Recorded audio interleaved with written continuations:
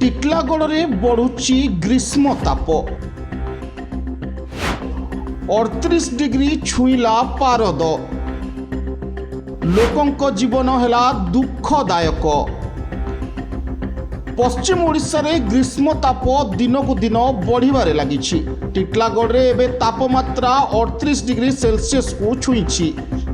ए तीव्र गरम रे साधारण लोकंक जीवन दुखदायक होई पड़िछि।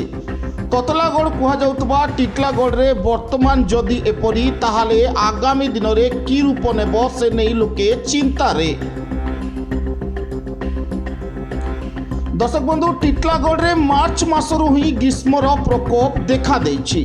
दिन को दिन पारद बढ़ुवा बेले आज यह 38 डिग्री रे पहुंची। दिन 11टा परे रास्ताघाट सुनसान। लोके घरू बाहरिबाकू भय करुछंती। गरम पवन और तीव्र खरा कारण श्रमिक और दिन मजुरिया लोके बेसी प्रभावित होउछंती। पानीर अभाव और विद्युत विघ्न लोकों असुविधा को आहुरी बढ़ाई। पाणीपाग विभाग पक्षरु आगामी किछि दिन धरी तापमात्रा आहुरी बढ़िबा संभावना थिबा कुआ जाउछि। एहा सह हिट वेव स्थिति उत्पन्न हेबा आशंका रहिछि। तेणु आवश्यक काम छाड़ी बाहर को न बाहरिबाकू और पर्याप्त पानी पीबाकू परामर्श दिया जाइछि। टिटलागढ़ ओडिशा ब्यूरो मुख्य संतोष कुमार पट्टनायक रिपोर्ट श्रीक्षेत्र लाइव।